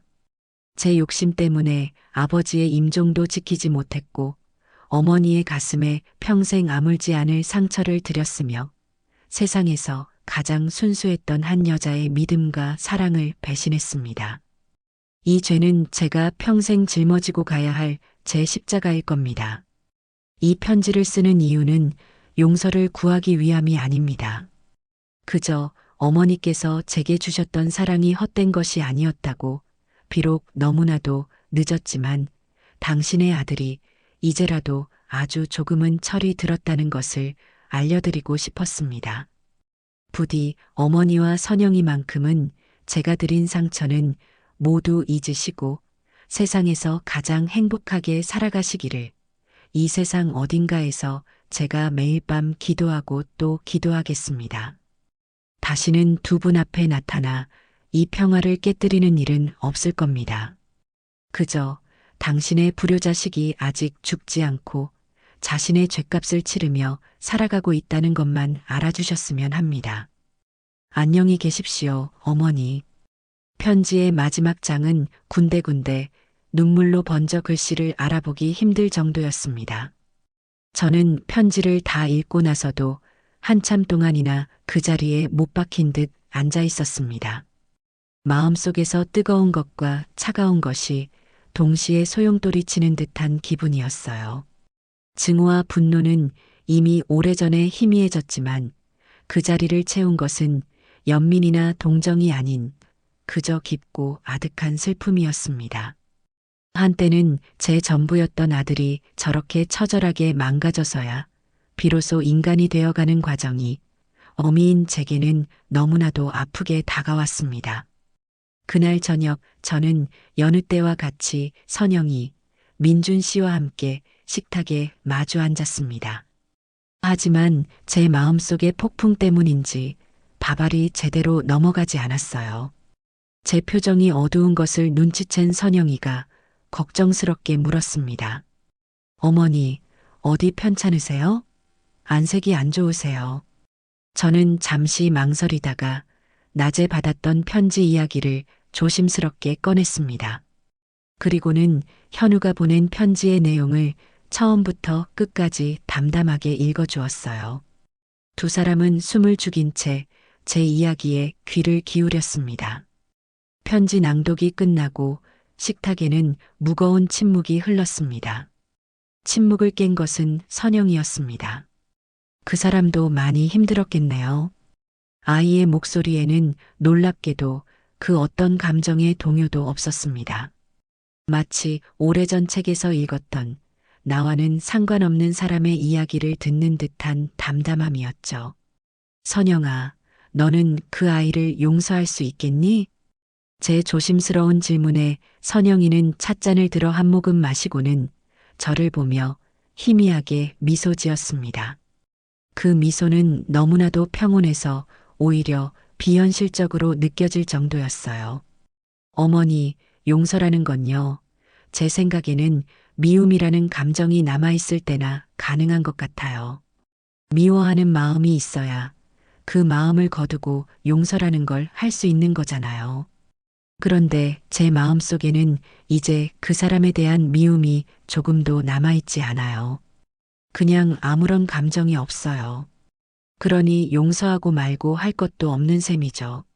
선영이는 잠시 창밖을 바라보다가 말을 이었습니다.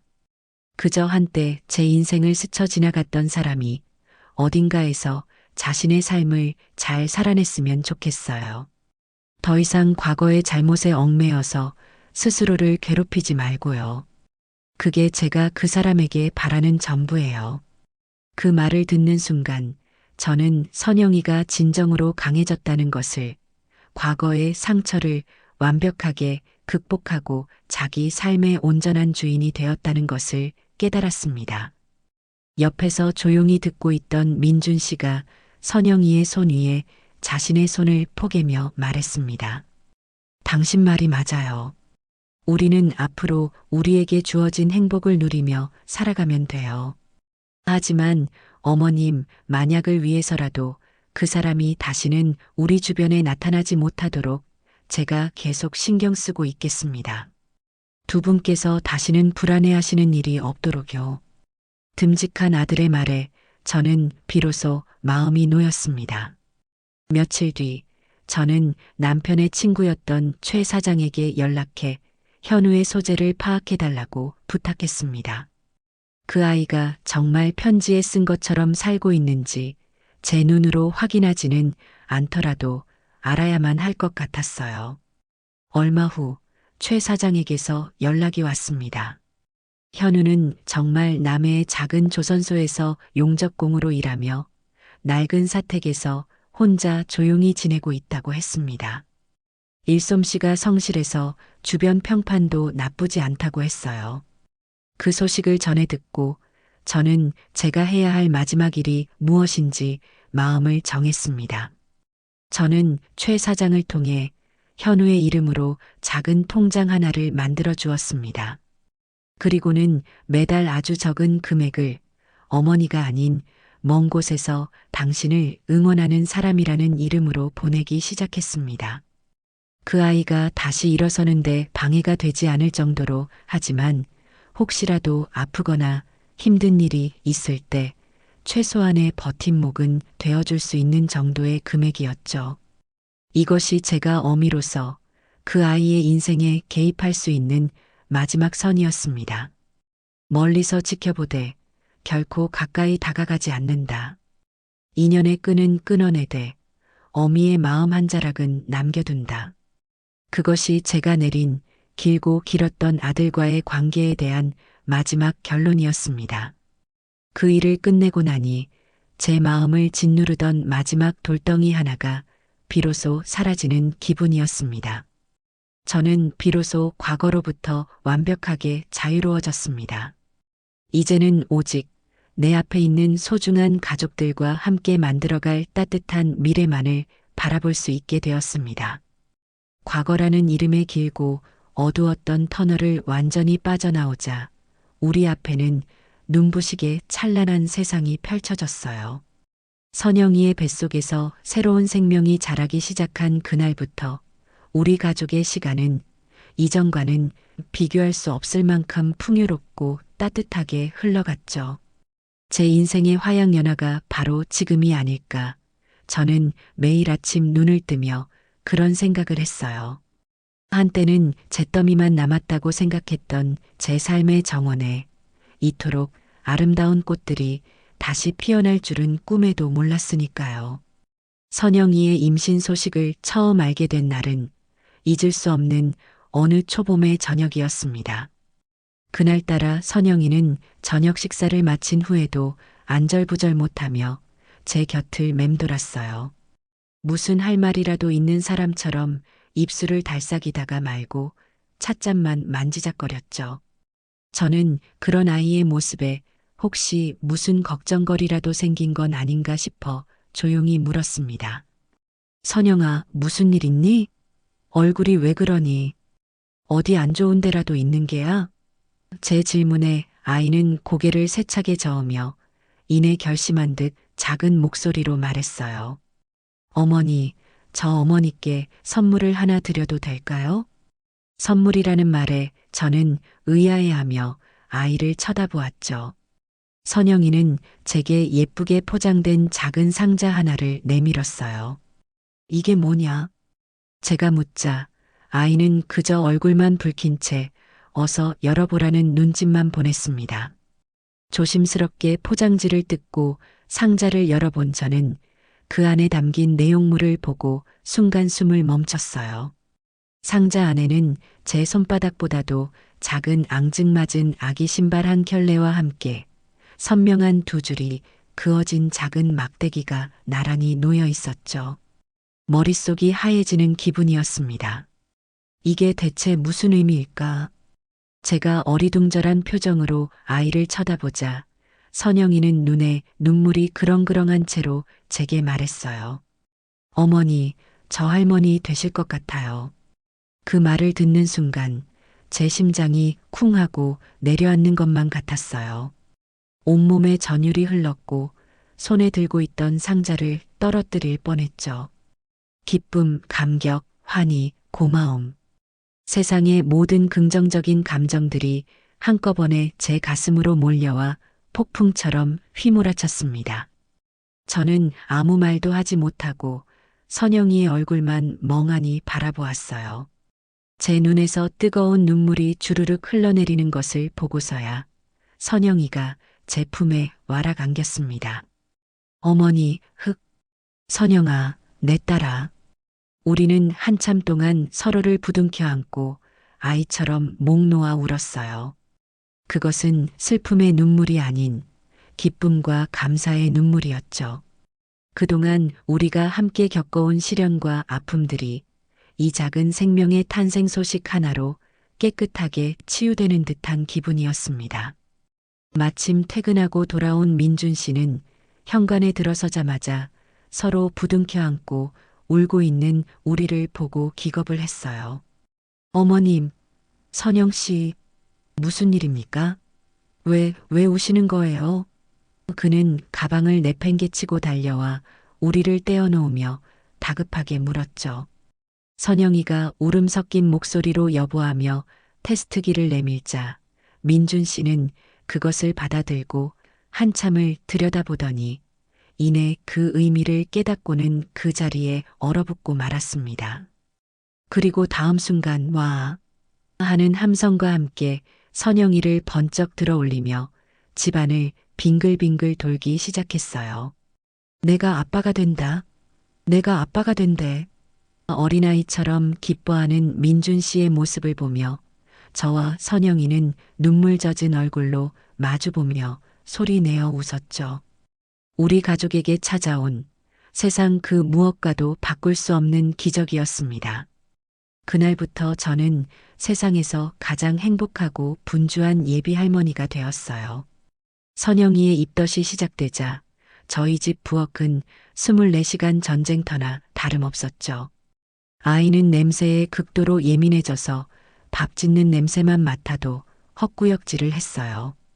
저는 그런 며느리를 위해 온갖 의학 서적과 인터넷 정보를 뒤져가며 입덧에 좋다는 음식을 연구하기 시작했습니다. 새벽 시장에 나가 신선한 과일과 채소를 사오고 상큼한 레몬차와 속을 달래주는 생강차를 끓여 대령했어요. 혹시나 하는 마음에 쌀죽부터 시작해서 호박죽, 잣죽, 전복죽까지 세상의 모든 죽을 다 끓여본 것 같아요. 민준 씨 역시 서툰 솜씨로 아내를 위해 과일을 깎고 밤이면 잠든 아내의 다리를 주물러주며 지극정성으로 보살폈습니다. 입덧이 조금 가라앉고 선영이의 배가 조금씩 불러오기 시작할 무렵 우리는 처음으로 함께 산부인과에 갔어요. 초음파 화면에 나타난 작고 검은 점. 의사 선생님이 아기 심장 소리 한번 들어보실래요? 하며 기계의 볼륨을 높이자 두근, 두근, 두근하고 빠르고 힘차게 뛰는 소리가 진료실을 가득 채웠습니다. 그 소리를 듣는 순간 저는 또다시 눈물을 주체할 수가 없었어요. 저 작고 강인한 심장의 박동이 우리 가족의 새로운 희망처럼 느껴졌기 때문이에요. 그날 이후 저희 세 사람의 가장 큰 즐거움은 저녁마다 선영이의 배에 귀를 대고 아기의 태동을 느끼는 것이었죠. 뱃속에서 꼬물거리며 자신의 존재를 알리는 작은 움직임 하나하나에 우리는 감동하고 기뻐하며 아직 태어나지 않은 아이와 교감했습니다. 시간은 빠르게 흘러 선영이가 만삭의 몸이 되었을 무렵 우리는 정의의 보금자리 2호점의 문을 열게 되었어요. 기존 가게보다 2배는 더 넓고 햇살이 가득 들어오는 통유리로 된 2호점은 선영이와 민준 씨의 오랜 꿈이 담긴 공간이었죠. 개업식 날 가게는 두 사람의 새로운 시작을 축하해주기 위해 찾아온 손님들로 발 디딜 틈이 없었습니다. 디라인의 몸으로 예쁜 원피스를 차려입은 선영이는 그 어느 때보다도 아름답고 당당해 보였어요.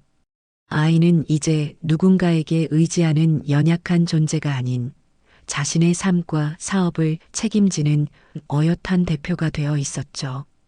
개업을 축하하는 의미에서 제가 마이크를 잡고 짧은 축사를 하게 되었어요. 여기 와주신 모든 분들께 진심으로 감사드려요. 저는 오늘 행복이 마치 빵 반죽과도 같다는 생각을 했습니다.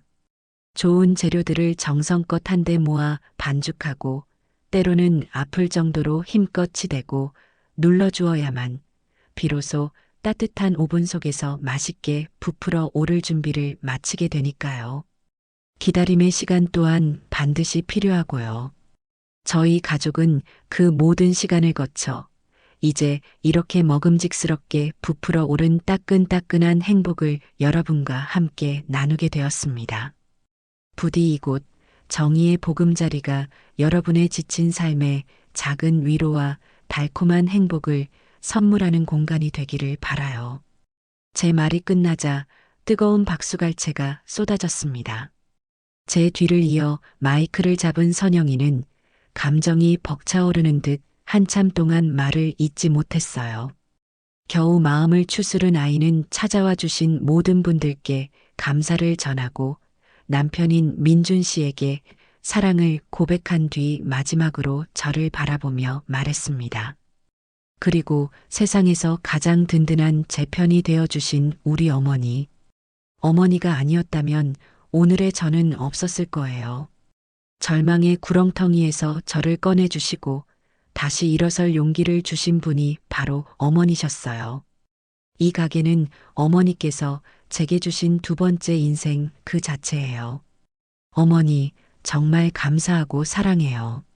아이의 진심 어린 고백에 저와 민준 씨는 물론이고 하객들까지 모두 눈시울을 붉혔습니다. 우리는 서로를 부둥켜 안으며 말로 다 할 수 없는 사랑과 감사를 나누었죠. 그리고 마침내 예정일이 가까워진 어느 새벽 양수가 터졌다며 저를 깨우는 선영이의 다급한 목소리에 저희 집은 발칵 뒤집혔어요. 정신없이 짐을 챙겨 병원으로 향하는 차 안에서 저는 진통으로 고통스러워하는 선영이의 손을 꼭 잡고 함께 호흡을 했습니다. 괜찮아, 선영아. 할 수 있어. 조금만 더 힘내자.